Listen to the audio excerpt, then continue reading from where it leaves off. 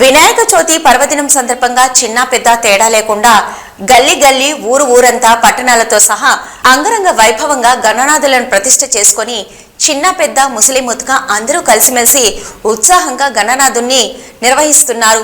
ఈ సందర్భంగా నాగర్ కర్నూలు జిల్లా కేంద్రంలోని ఓల్డ్ మార్కెట్ యార్డ్ ఆవరణలో జ్ఞాన వికాస్ భారతీ సొసైటీ ఆధ్వర్యంలో సుమారు 1000 మట్టి వినాయకులను ఉచితంగా ప్రజలకు పంపిణీ చేశారు. ఈ సందర్భంగా జ్ఞాన వికాస్ సొసైటీ ప్రముఖులు జయప్రకాష్ నారాయణ ఆధ్వర్యంలో ఏర్పాటు చేసిన ఈ కార్యక్రమానికి ముఖ్య అతిథులుగా వనపర్తి జిల్లా డిఎంహెచ్ఓ డాక్టర్ శ్రీనివాసులు, నాగర్ కర్నూలు మున్సిపాలిటీకి చెందిన కౌన్సిలర్లు కొత్త శ్రీనివాసులు, కౌన్సిలర్ బాదం రమేష్, కౌన్సిలర్ ఎండి నిజం, అదేవిధంగా కాలనీకి చెందిన వివిధ నాయకులు, వ్యాపారస్తులతో కలిసి జ్ఞాన వికాస్ భారత్ సొసైటీ ప్రముఖులు ప్రకాష్ ఆచార్యులు ఈ కార్యక్రమానికి హాజరయ్యారు. ఆత్మీయ మిత్రులందరూ కూడా వినాయక చవితి శుభాకాంక్షలు తెలియజేస్తూ ఆశీర్వాదంగా కావాల్సిందిగా కోరుతున్నాం. తదుపరి కూర్చోండి. మార్పులో భాగంగా మట్టి గణపతిని పూజిద్దామనే మార్పును స్వాగతిస్తాం.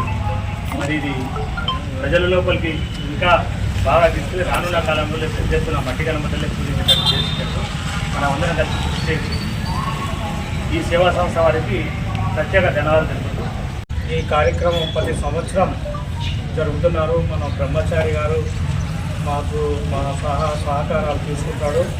ఎందుకంటే మనం కాలుష్యం గణేశులు తీసుకుపోయి పెద్ద పెద్ద గణేశులు తీసుకుపోయి చెరువుల్లో అందులో వేస్తే ఆ కాలుష్యం నుంచి పబ్లిక్ రకరకాల రోగాలు అందులో ఉన్న జంతువులకు అన్నిటికీ కనుక ఈ మట్టి విగ్రహాలను మన తెలంగాణ ప్రభుత్వం కూడా దీనికి ఎంతో వికాస భారత్ సంస్థ వాళ్ళు ఈ మట్టి వినాయకుని కార్యక్రమాన్ని అందరి లోపల ఫ్రీగా ఉచిత పంపిణీ చేసి పూజలు అందుకుంటున్న ప్రతి ఒక్కరు చేస్తున్నటువంటి ప్రతి ఒక్కరికి అవగాహన కల్పించి ప్లాస్టర్ ఆఫ్ పారిస్ నిర్మూలించి పర్యావరణానికి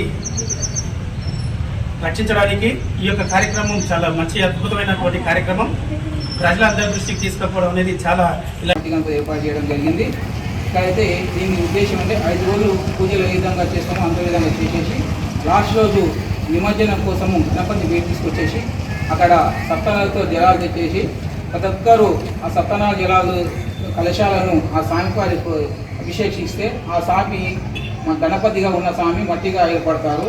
ఆ మట్టి నీళ్లను మనం ప్రకృతి పరపరశంగా చర్మ వ్యాధులు ఉన్నా కానీ రాగి మట్టి తుడుచుకుంటే మన చర్మంలో ఉన్న రోగాలు రుగ్మతలు పోతాయి.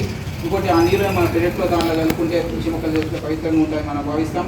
ఇంకా లడ్డూని తీసుకొని పొలాల్లో దానిలో కలుపుకుంటే ఆ విధంగా చేసుకుంటే చెరువులు అనేది ఈ మట్టి గణపతులు ఇవన్నీ వేయడం వల్ల చెరువుల పూర్తి పెరిగిపోయి దానిలో ఉండే నీటి శాతం పడిపోతుంది. ఇలా చేయాలి.